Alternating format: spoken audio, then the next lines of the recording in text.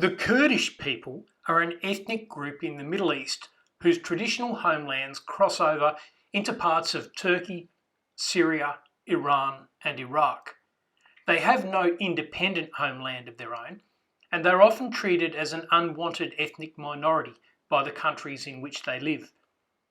Kurdish people have, for instance, accused the Turkish army of repeated atrocities against Kurdish civilians.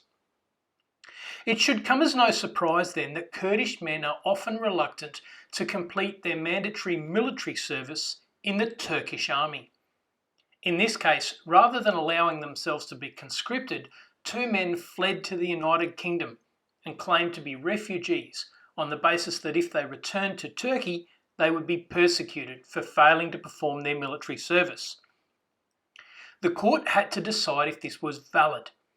Now, lots of countries have compulsory military service, and lots of countries impose criminal penalties if someone refuses to perform that military service. Normally, a person doesn't become a refugee just because they fear being properly prosecuted for refusing to comply with a law. The judge in this case expressed a certain respect for the principles of the Kurdish applicants, but then he turned to the words of Professor Ronald Dworkin, who wrote, "In a democracy, each citizen has a general moral duty to obey all the laws, even though he would like some of them changed. He owes that duty to his fellow citizens who obey laws that they do not like to his benefit. But this general duty cannot be an absolute duty, because even a society that is in principle just may produce unjust laws and policies, and a man has duties other than his duties to the state.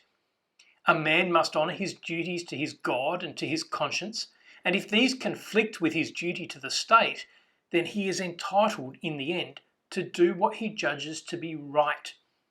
If he decides that he must break the law, however, then he must submit to the judgment and punishment that the state imposes."